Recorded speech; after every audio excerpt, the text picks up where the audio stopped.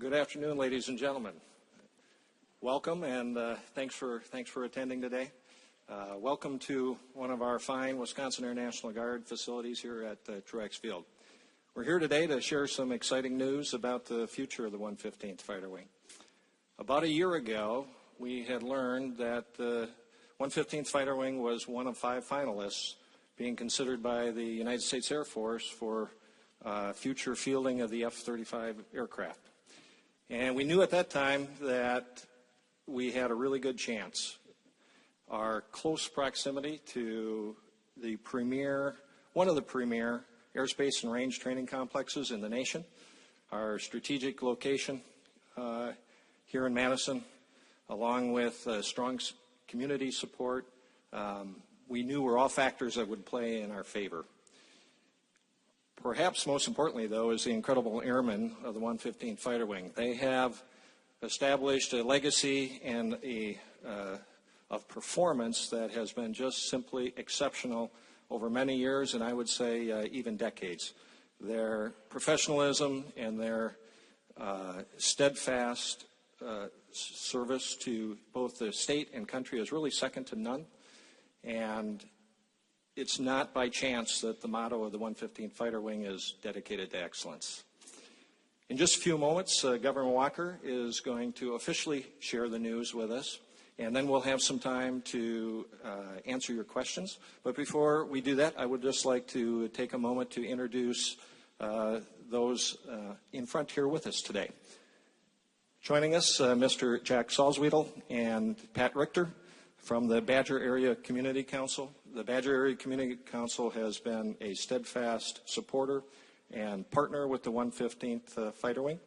Also with us, Mr. Zach Brandon, the president of the Greater Madison Area Chamber of Commerce, and also Colonel Eric Peterson, the commander of the 115th Fighter Wing. And I'd also like to thank our congressional delegation on both sides of the aisle. They provided terrific support to us, as well as the Chief of Staff of the United States Air Force, General Goldfein, and the Secretary of the Air Force, Heather Wilson, for their trust and confidence in both the 115th Fighter Wing and the Wisconsin Air National Guard. And last but not least, a special thank you to Governor Walker for your unwavering support of the Wisconsin National Guard and your steadfast efforts to bring the F-35 to Wisconsin. So without further ado, the Commander-in-Chief of the 10,000 men and women of the Wisconsin National Guard, Governor Walker. Over to you, sir.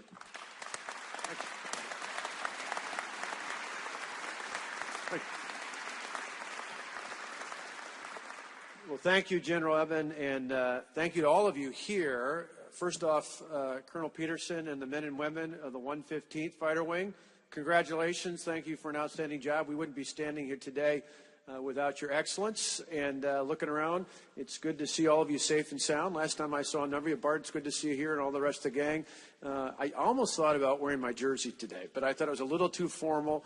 For those of you who don't know what I'm talking about, when we were over at Kunsan Air Base in the Republic of Korea, seeing the outstanding work that these men and women were doing in South Korea, as a parting gift for the 3 of us who came to visit, they gave us a nice 115th baseball jersey. So I'll wear that when it's a little warmer. But I'm proud to be affiliated with you, proud to live in a state where we have so many excellent men and women, and proud to have seen there in the Republic of Korea, where we really were literally in harm's way, just moments away, the incredible work and dedication of every single one of you, those deployed and those supporting them back here at home.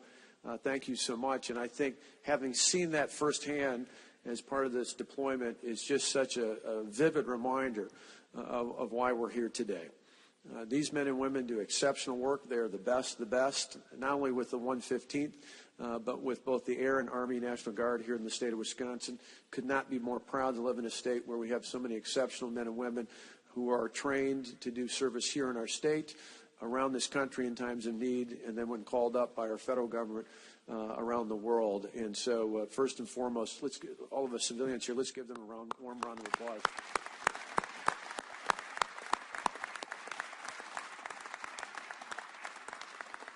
And it's great to see the team assembled. General Evan mentioned a little bit, but to the Badger Area Community Council, not only those behind, but those in front, to all that you represent, to folks from municipal and county government, folks from all across the state.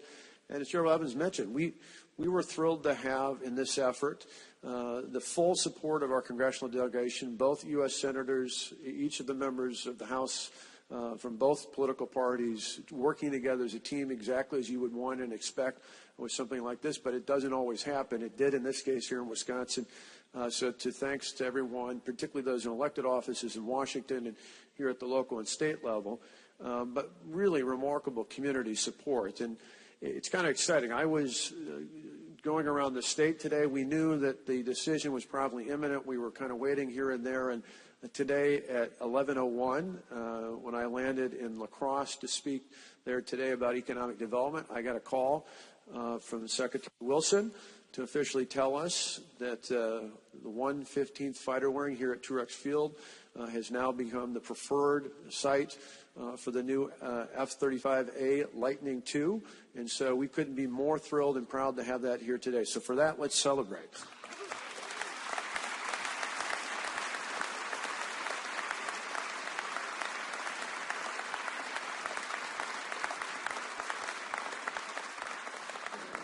I want to reinforce what a great team, and we've had not only with local support, with the chamber, with the community council, with local officials, with a team of folks who helped us out, kind of to coordinate this and put this all together, not only here but in our nation's capital. In fact, when I was out earlier this year at the Pentagon meeting both with the Secretary and the Chief of Staff, it was, I had to chuckle. She said, well, I talked to the predecessor in the previous administration. I talked to her. I went and saw her in person. She said, how many times are you guys all going to meet with us and call us? I said, as many times as we need to, right? But from our standpoint, what I particularly appreciate from them, though, is both with the Secretary and the Chief of Staff and those within the United States Air Force who were responsible for making this announcement today, is they had a very objective process. We knew that from day one. We put together the specifics. Sure, we've got incredible community support. We're proud of our National Guard. We're proud of this 115th Fighter Wing. But we knew the criteria. We knew that they had to meet the mission goals. We knew that we had to have the capacity. We knew the criteria we had to set. And then we knew that there were a lot of other great National Guard bases across the country. And in fact, we eventually got down to be one of the 5 finalists. We were pleased that our scoring was at the top of the list. And then we knew that we would narrow it down to 2, but every step of the way we had to be up to the challenge. And so it was fun in the past being up at Volk Field and seeing the Northern Lightning activities. I got to tell you, there's nothing greater than to hear all those planes going off, and think soon one of those will be an F-1. 18 full-time and 2 backups will be right here with the sound of freedom every single day being going off right here in the great state of Wisconsin at this field. But we knew that we had to show that we didn't just really want it, that we were worthy of this, not only because of the skill and expertise of the men and women who fly and support our aircraft, but also showing them that we can meet all the other criteria. And one of the compelling things for us was the proximity to the Volk Field. It's one of the things we highlighted. It's part of the reason why we did Northern Lightning. But to make the distinction, it show that not just as proud Wisconsinites, but as concerned American taxpayers, we wanted to make sure that we were given the best bang for the buck of the American citizens. And in this case, we can proudly say that they used an objective criteria, not only to make sure that we could meet the mission, that we had the capacity, that we had the infrastructure, that we had the talent, but that we could do it in a way that was the most cost-effective to the American taxpayers. And because of our proximity, being about 50 miles from here up to the Volk Field in minutes by aircraft, we knew that we could save millions and millions and millions of dollars every year as compared to other bases across the country. And so I am pleased. Sometimes we don't always say that about the federal government, but I am pleased that they used an objective criteria. We felt all along that if this was objectively done, that we had made the best case, not only in terms of support and expertise and capacity, but as well as in cost and other specifics. And so we're absolutely thrilled to be here today to reinforce this announcement, to thank the leaders, to thank the Secretary, to thank the Chief of Staff for the Air Force, and to thank those men and women who are part of that process. And it really does, for those here today or those who might be tuning in on Facebook or hearing the news later, besides just being an exciting thing, I mean, this really is state of the art. we're talking about aircraft here are nearing, not yet, but nearing the end of a life cycle of 25 to 30 years. And so the F-35 is the most advanced, most technology advanced aircraft in the world today. Not only are we excited and proud to be able to say that that will soon be home here after the about 12 to 18-month cycle of doing the environmental impact and the other components that are part of that. We're certainly proud of that, but we also know that this has a tremendous economic impact on this city and on this region. Every day, you've got about 500 civilian and military full-time employees that are here at Truax Field. You've got another 700 on-call members of the Guard who are part of this unit, who make us proud every single day. That has a tremendous economic impact in itself. On top of that, there's another over 1,600 jobs that are directly linked to the work that's being done here. And then all the other benefits we have for this airport, which many people fly in and out of every day. You've got the capacity to have talented folks that can help. God willing, we don't need it, but can help in terms of fire and crash and other components that can be of help, that can help not only here, but in all of our 72 counties in terms of the expertise that they have. All that has a dramatic economic impact. And as we understand going forward, to get this site prepared for the F-35s, we're probably going to have something in the range of $20 million or more invested in this field alone just to prepare for the F-35s. So this has a tremendous economic impact today. It will only be accelerated. In fact, dare I say, it's like pouring jet fuel on the economic impact that this will have in this community. So we are thrilled for Madison, for Dane County, for this part of the state, and really the impact it has, because a lot of these members here from the Guard are from all over the state of Wisconsin.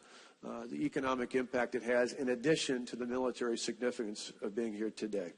And so for all those reasons, we're thrilled to be a part of a great team, an exceptional team being here today. We want to make this announcement. And I think, General, if we over there, sorry, we can look back and see where you were. If you'd like other folks to speak, or if not, I can take questions and call others up along the way. Okay. With that, we'll take some questions, and then if there's any I stumble over, the good folks behind me will help me out. Sure. What would you say to the recent concerned citizens in Madison that are worried about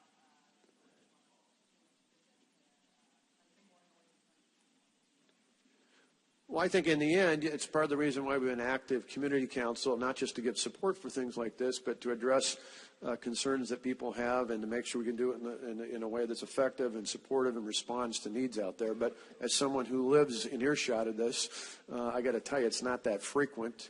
That's the nice thing about being as quick as they are. It happens and then boom, they're gone. And in most cases, they're going to be up quickly up the Volk field. So I'm close enough where I hear this just about any day I'm outside. It's a short amount of time. It really doesn't have a big impact.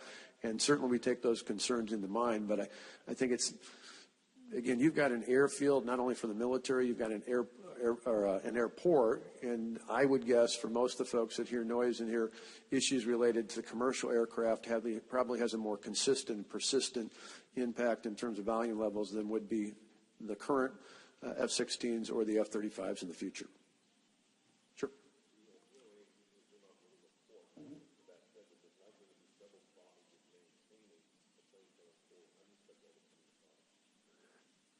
Colonel, would you like to talk a little bit about that? Yes, sir. Obviously, the F-35 is the fifth generation, newest line fighter aircraft.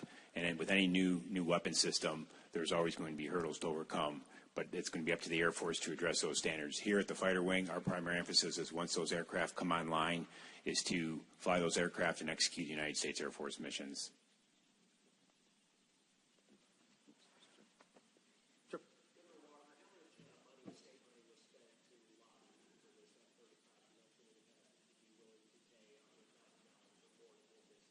We can give you the exact specifics, but we've been involved. Again, it's a joint effort. You've got the Chamber of Commerce and others have been involved with this. But really, the heaviest amount of the lobbying, I mean, there were some great folks who helped really put the focus on the cost factor. But was our congressional delegation and people from the Coordinating Council and others here locally. So it was really a broad-based effort. Most of it was done by either elected officials or people from the community. But there was a focal point put on what was the criteria and how do we best meet that.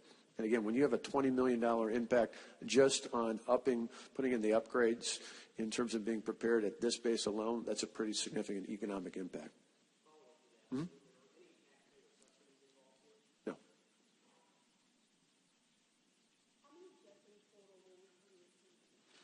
Colonel, you can correct me if I'm wrong, but I believe there's 18 that will be active and 2 that are backups?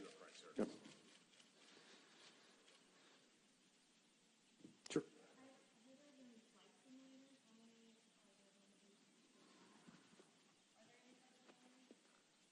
Yes, there will be flight simulators also based here at the field.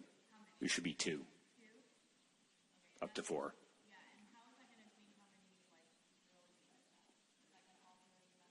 There should be no major impact on alterations. That again, that's going to come down as they formalize our training program.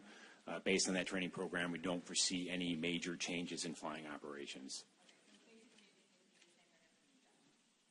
Yes, yes. The full impact of that will be analyzed through the environmental impact statement that will be occurring here over the next year.